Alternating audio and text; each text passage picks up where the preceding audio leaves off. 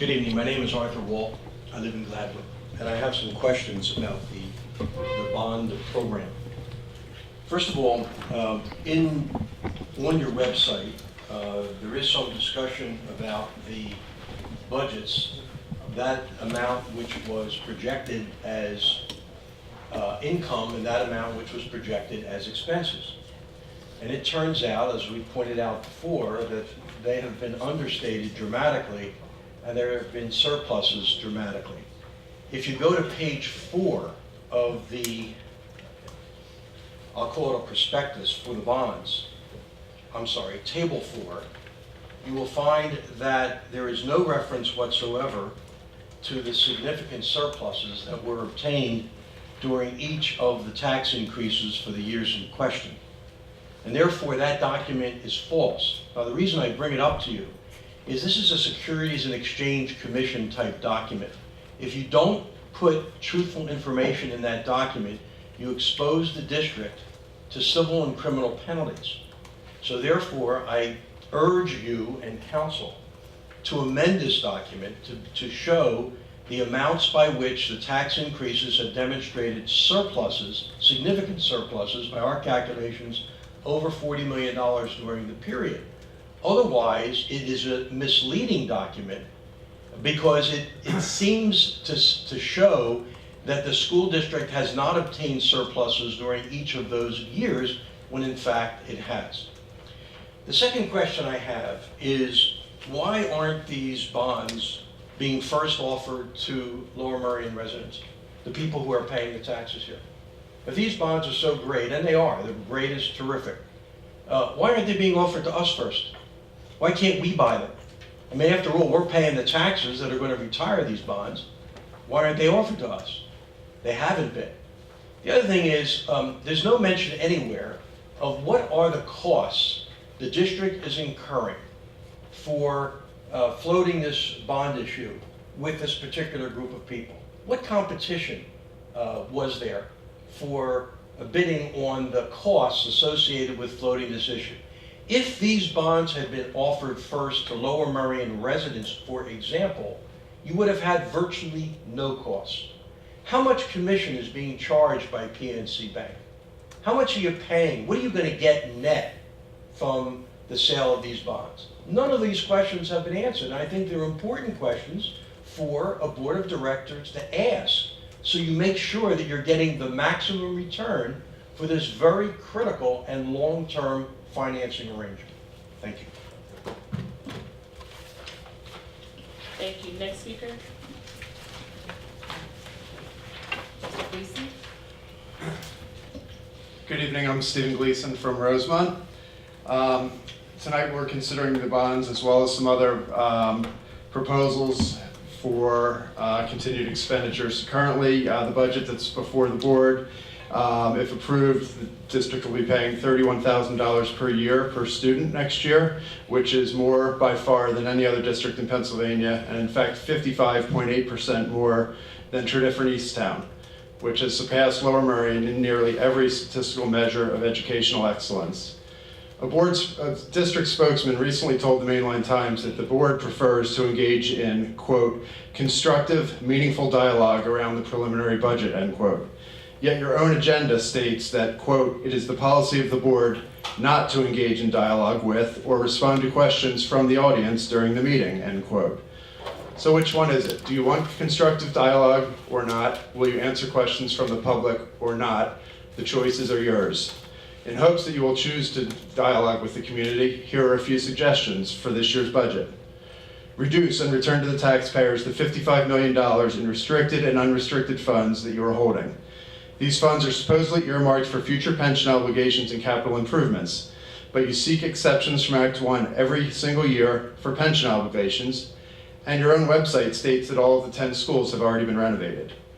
Furthermore, these funds have been accumulated through deception, as you have repeatedly approved budgets that show a deficit, while in fact the district has consistently operated at a multi-million-dollar surplus every single year. Number 2, instruct the superintendent and business manager to prepare and deliver for approval a 2016-17 budget with no tax increase. These administrators are your employees. yet you don't even question why we spend $31,000 per year annually, or how we might balance the budget without yet another tax increase. Number 3, apply the $6 million in annual debt service savings that will be achieved by refinancing some of your general obligation bonds to immediate tax relief. We just heard Superintendent Copeland say that this refinance will provide opportunities and ideas about where we go with things. Please give us your commitment that all of these savings will be applied to immediate tax relief. 4, institute a technology fee to pay for the laptops that are provided to every public high school student in the district. It is unconscionable that senior citizens and others struggling to afford their property taxes are being forced to buy laptops for every public school student in the district, most of whom already have or can afford to buy their own computers.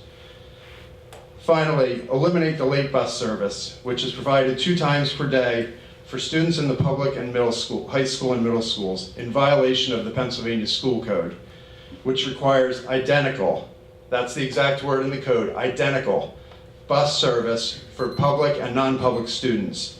Every other district has eliminated this wasteful and illegal service. Thank you. Why can't you? Thank you for your time. Our whole community suffers, and you have no one to blame for yourself. And you wonder why you're constantly being litigated. It's because you don't engage in dialogue. Think about it. Thank you.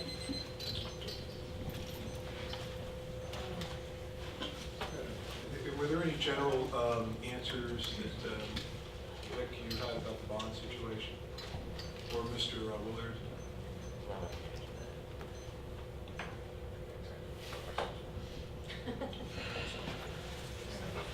We can ask. Well, the official statement was sent into Moody's, and it's been approved. We've had due diligence calls. I think everything's in order as far as I know with it.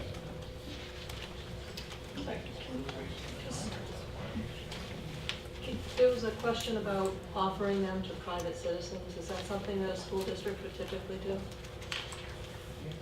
Well, I think if a retail investor has an interest, I think PNC would be happy to sell them bonds. It's just a matter of calling PNC. Thank you. It's Arthur Wolk, I live in Gladwin. I wanted to point out several items. The superintendent mentioned that the attendance is growing at this really rapid rate. You're expecting 9,800 students. Well, you just misrepresented in a prospectus for your bonds that your enrollment was a fraction of that.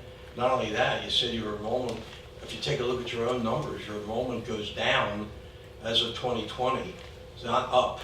Nowhere near 9,800, nowhere near 9,000. In fact, it's about 7,800, I believe, last time I looked. And it's in your own document that you just supplied to the public to buy into your bonds.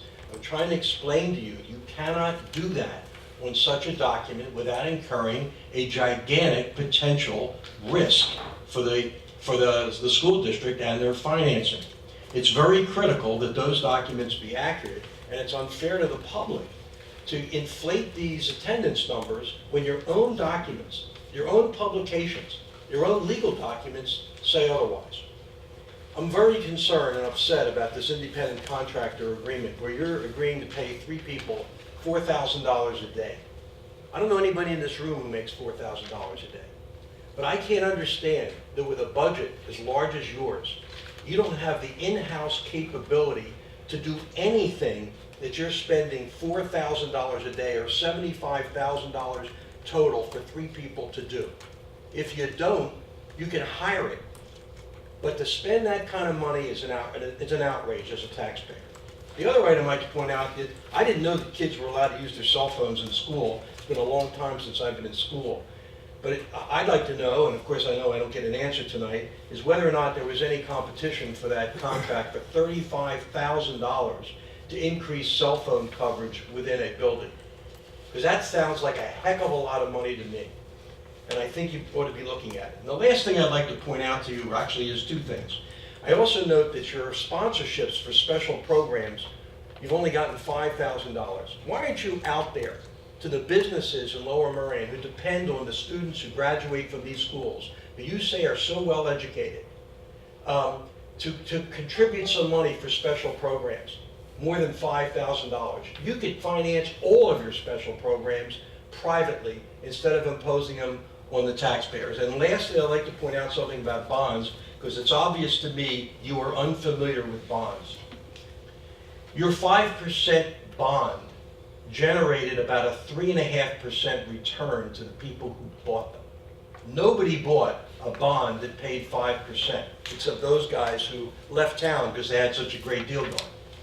So what's happening is you lost 1.5% worth of interest that you could have had on those bonds because you decided to use these guys who have a lock on the bond system. You need to be looking into that so that you can get that money yourselves and give us tax relief. Thank you. Thank you. Is there another speaker? Yes. Ms. Perry?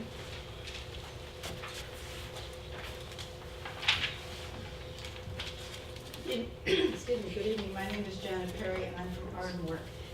On January 29th, 2016, as you well know, Mr. Wolk filed a complaint against the Lower Merion School District, alleging basically that the school district has improperly handled district financing and the budgeting process. It asked for $55 million in damages and various forms of equitable relief, including comprehensive supervision of school district activities by the Montgomery County Court of Common Pleas.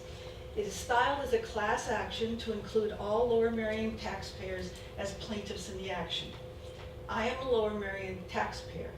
I want to clearly and unequivocally state that I am not a member of this class, and I believe I can confidently predict that most Lower Merion residents would not want to be in this class. I'm not going to go into the financial discussion that was had tonight, except to recommend that people who have questions and misunderstandings about the fund balance, the budgeting process, the uses to which the funds are devoted, special education, pensions, and so on, they should look at the right-hand side of the home page of the Lower Merion website entitled 2016-17 Budget Information, and those things are very clearly and honestly explained. But what I want to talk about tonight is the most upsetting parts of the complaint, which are the allegations that a public school education should be inherently inferior to a private school education, and that the efforts of the school board and the administration to provide a high-quality education constitute fraud, deceit, and even theft. The complaint alleges, and I quote, that public school education means basic adherence to minimum requirements established by the State Board of Education, end quote. Public education, says the complaint, does not include courses, programs, activities, curriculums, and again I quote, that are normally provided for private institutions at larger expense to patrons who prefer to afford their children education and opportunities that are neither required nor offered nor appropriate education paid for by the taxpayers, end quote.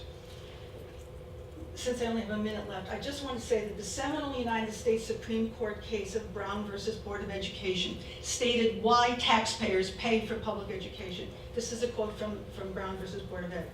Today, education is perhaps the most important function of state and local governments. Compulsory school attendance laws and the great expenditures for education both demonstrate our recognition of the importance of education to our democratic society. It is required in the performance of our most basic public responsibilities. It is the very foundation of good citizenship, end quote. I am certain that most Lower Merion residents understand that and will not participate in this class. Thank you.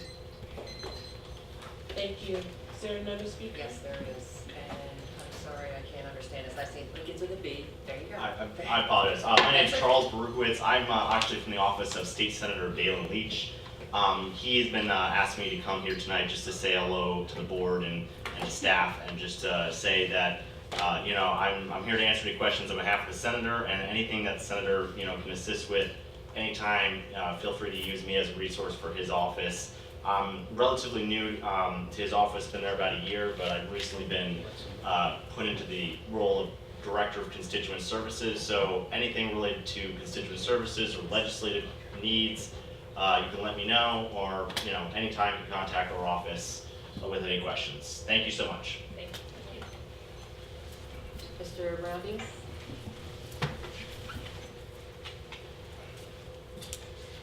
My name's Philip Roundies. I live in Wynwood. Members of the board and Superintendent Copeland. I spoke before this board last year to question the refusal to allow the residents of Lower Merion to vote on the annual property tax increase as allowed by Act 1.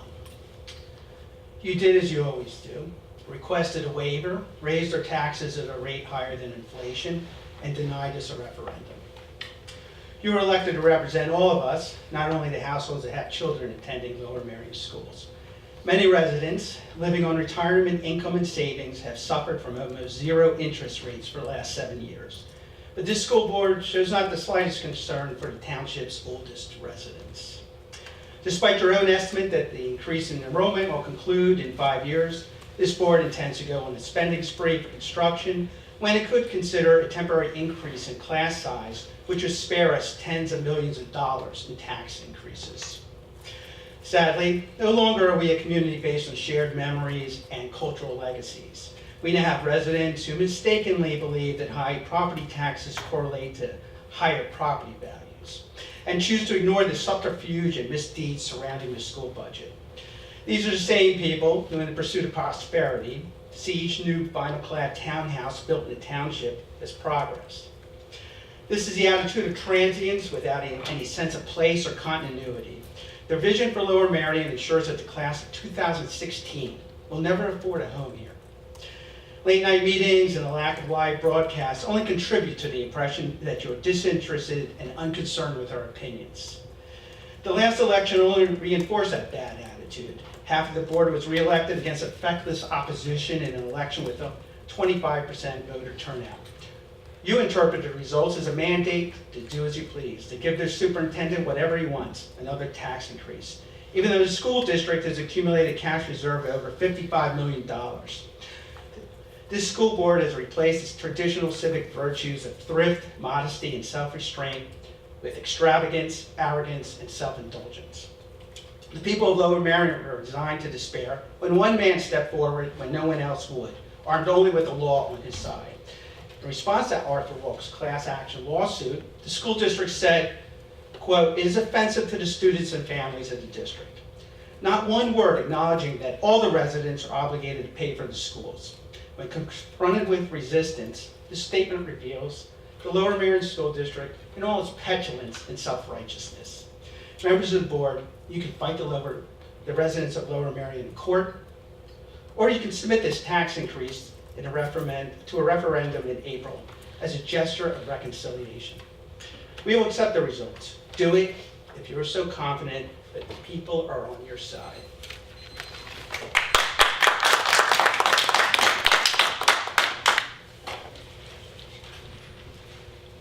Sure.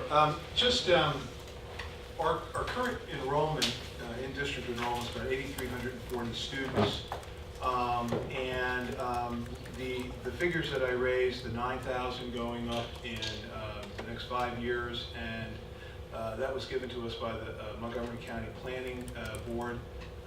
And the 9,800 is what they gave us. And of course, whenever you're doing an enrollment increase, anything past 5 years is speculative, but the 9,000 number is what the Montgomery County group is confident in. So that's what we share. In terms of independent contractors, we always try and balance consultants coming into the district. Certainly when you have people who are of national renown, you want to bring them in, you bring them in for a short period of time. You always balance that against trying to have permanent people who you have to pay pension for, who you have to pay FICA for, who you have to pay all those other kinds of things for. So sometimes bringing in consultants, building capacity, and then having them go away is cheaper in the long run than it is to bringing people on. So we always try and balance that. I always try and balance that and respect that.